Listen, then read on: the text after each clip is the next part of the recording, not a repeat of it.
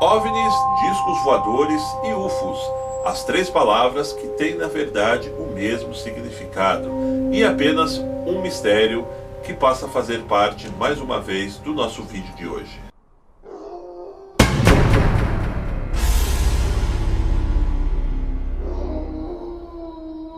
No dia 19 de maio do ano de 1986, há exatamente 29 anos atrás, um fato ocorreu na cidade de São José dos Campos e nas proximidades do estado do Rio de Janeiro, que para sempre, na minha opinião, mudaria toda a história da ufologia mundial, quando exatamente 21 objetos não identificados foram identificados pelo radar do aeroporto da cidade de São José dos Campos.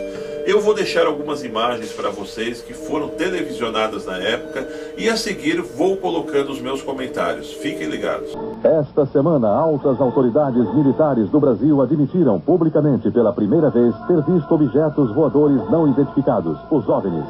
O próprio ministro da Aeronáutica, Brigadeiro Moreira Lima, deu entrevista para informar que pilotos das bases de Santa Cruz, no Rio de Janeiro, e de Anápolis, em Goiás, chegaram até a perseguir e a ser perseguidos pelos objetos voadores não identificados na região de São José dos Campos, sobre o Vale do Paraíba, e trechos do estado do Rio de Janeiro. Eram 21 OVNIs, segundo os militares, que ficaram mais de 3 horas sobrevoando o território brasileiro na noite de segunda e madrugada de terça-feira. Toda vez que é detectado algum objeto não identificado, evidentemente há um processo bastante eficiente de verificar se foi alguma aeronave que está voando sem um plano de voo aprovado, etc. Mas quando se comprova que é algo diferente, as aeronaves então são acionadas. O que ocorreu foi que os radares detectaram vários objetos não identificados na área de São Paulo, São José dos Campos, Rio de Janeiro. Este caso que nós estamos começando a contar hoje no Vídeo Mistério, para mim, sem sombra de dúvidas, é o mais palpável de toda a história da ufologia mundial. Afinal de contas, nós tivemos 3 itens muito relevantes para que nós possamos debater hoje sobre esse assunto.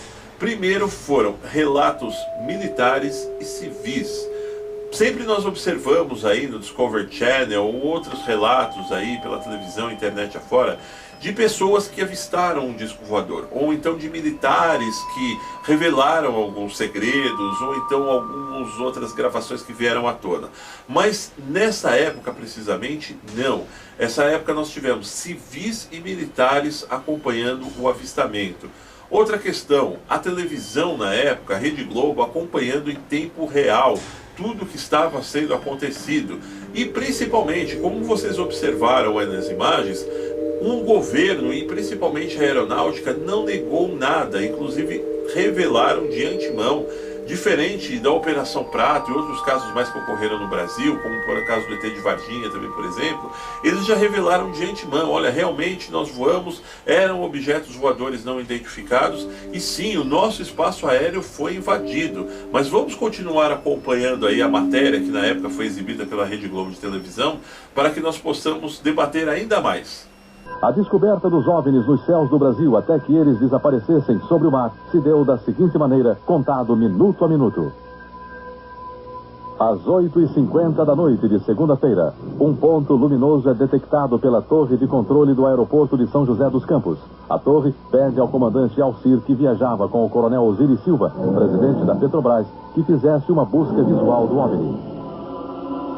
21h10. Sinais luminosos são vistos pelo comandante Alcir. 21h14, o controle de radar de São Paulo recebe sinais sem identificação. 21h15, o controle radar de São Paulo informa o centro de tráfego aéreo em Brasília.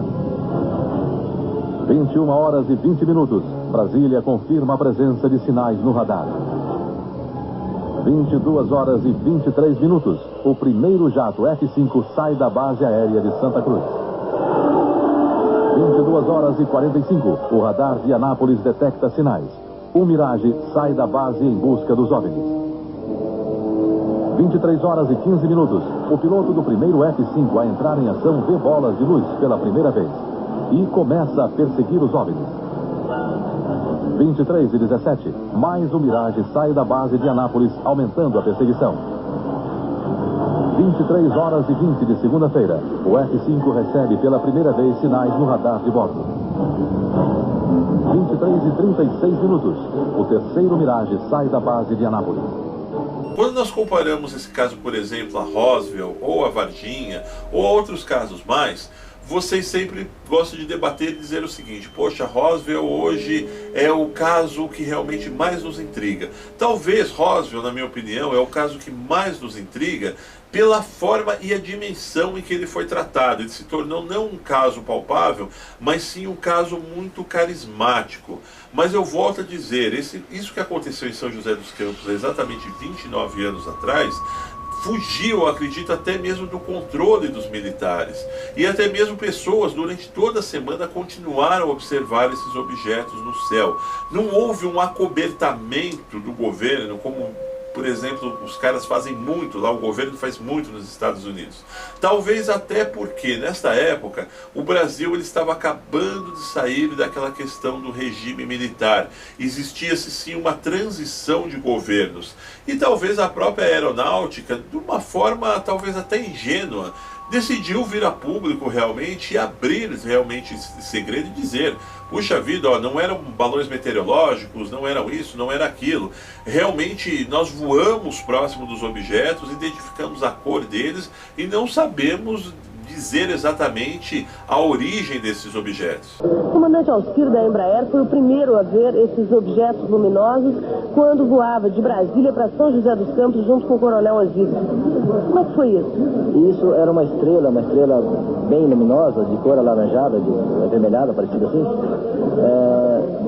Quando então nós informamos ao controle de São José dos Campos que iríamos prosseguir em direção a esse objeto, sei lá, ou essa luz. E essa luz simplesmente desapareceu, como se fosse uma luz que estivesse apagada. Tem ideia da velocidade desse ponto de luz, já que o senhor estava se aproximando e ele se distanciando? Estava acima de 1000 km por hora, porque naquele momento eu estava aproximadamente 1000 km por hora. O senhor tem ideia do que poderia ser isso? Infelizmente não. Um ponto de luz, porque nosso objetivo justamente era esse, se aproximar e identificar. Nós não conseguimos nem nos aproximar, muito menos identificar. Capitão, chegou a se falar em uma certa perseguição desses pontos luminosos à sua aeronave. Como é que foi isso? Bom, quando eu estava me dirigindo para a área de busca em São José dos Campos, eu fui recebendo informações do radar de que haviam de 6 a 8 pontos luminosos na minha frente, aproximadamente a 18 milhas. E a noite estava completamente clara e eu não via nada. E o controle foi me informando que a distância está diminuindo, que eles estão se aproximando e mantendo a minha frente. O senhor sentiu medo? Não, medo não, eu senti muita curiosidade. Então, talvez eu diria que não senti medo porque não via, estava visual. Então realmente eu não estava vendo nada. Então eu acho que eu não tive a sensação de medo porque eu não estava vendo nada me ameaçando. Estamos transcrevendo todas as fitas de comunicações entre os pilotos e controladores, entre os controladores da área de Brasília, da área de São Paulo e de Anápolis, e posteriormente poderemos chegar a uma conclusão se seria ou não um tráfego classificado dentro dos critérios de defesa aérea. Cais da Força Aérea que viram não. Este aqui foi registrado pelo cinegrafista amador Flávio Ferreira da Rocha. Ele filmou um OVNI na zona oeste do Rio. Estes pontos luminosos não identificados foram vistos sexta-feira em São Paulo, capital, e no interior do estado. O cinegrafista João Batista Siqueira, da TV Cultura de Maringá, Paraná, fez estas imagens do objeto não identificado quinta-feira à noite. A forma registrada pelo sistema de radar do Sindacta, Centro de Defesa e Controle do Tráfego Aéreo, e vista pelas testemunhas, foi a de bolas de luz, maiores do que Vênus. O aparecimento dessas bolas de luz nos céus do Brasil e o reconhecimento oficial do Ministério da Aeronáutica provocou uma polêmica entre cientistas, físicos, engenheiros e matemáticos e os estudiosos dos discos voadores. Ao observarmos essa coletiva de imprensa que foi realizada na época e as declarações vindas do próprio ministro da Aeronáutica e dos próprios militares que estiveram envolvidos dentro da operação, nós percebemos que realmente O caso realmente OVNI, o fator OVNI, ele é existente sim, não resta dúvida alguma, a prova está aí, aconteceu no Brasil há 29 anos atrás e não houve nenhum tipo de acobertamento, como eu não canso de dizer. O que faz realmente para mim existir essa evidência não mais aos campos de questionamento, e sim uma evidência que ela tem que sim ser aprofundada e dita a verdade o quanto antes, tal qual como foi dito nessa época. Outro fator também que eu gosto de destacar é que em 1986 nós não tínhamos a tecnologia que nós temos hoje para você montar um vídeo, para você poder fazer efeitos, ou então simplesmente para você manipular imagens. Era uma questão muito distante. No mais, nós tínhamos o velho XT, que era aquele computadorzão, né, com letras verdes, né, a tela preta e letras verdes. Jamais nós sonharíamos nessa época, por exemplo, de termos a tecnologia, por exemplo, do próprio YouTube, onde eu estou me comunicando com vocês. No mais, essa reportagem foi exibida, como nós vamos continuar vendo aqui, na época na Rede Globo, durante 2 dias, e depois nada mais se falou. Vários minutos, as aeronaves nossas que decolaram foram acompanhadas por esses objetos.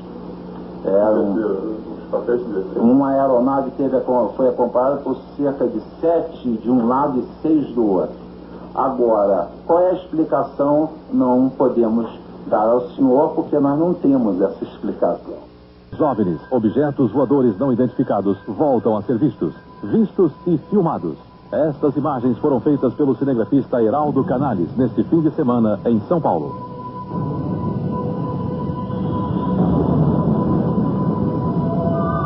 O OVNI apareceu sexta-feira de madrugada. A equipe de cinegrafia estava gravando um comercial no alto de um prédio na Avenida São João, centro de São Paulo. A forma e o tamanho do objeto pareciam uma lua cheia. Para que não houvesse nenhuma dúvida, o cinegrafista Heraldo fez questão de filmar também a própria lua. Ela estava à direita do OVNI em quarto minguante. Vejam bem.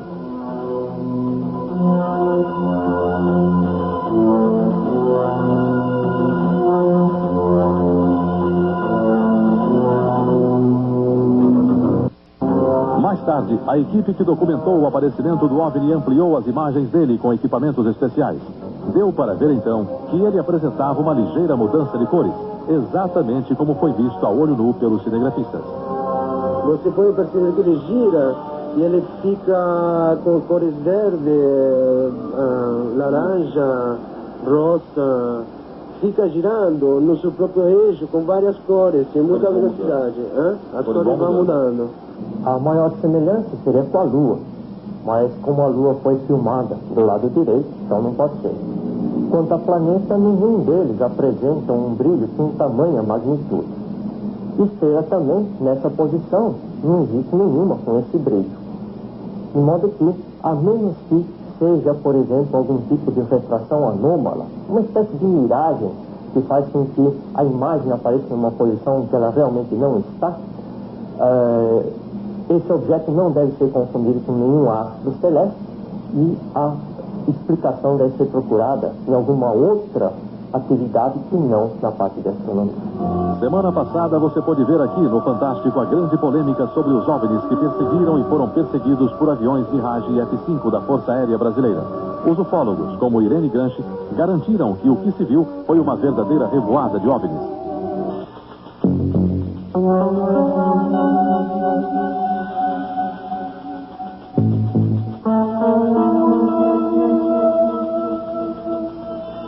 Outra pergunta que eu deixo é por que os militares na época, os militares brasileiros, agiram com tanta clareza, até mesmo, como eu disse lá no início do vídeo, no meu olhar até um pouco de ingenuidade, de transparecer essas informações de uma maneira muito direta, diferente do que nós vemos hoje. Quando aparece algo muito palpável, logo eles correm atrás e tentam desmistificar o caso, fazer chacotas, plantar algum tipo de lenda urbana para que seja logo esquecido ou seja remetido, digamos assim, ao campo, por exemplo, da chacota mesmo, como fizeram em Varginha, por exemplo.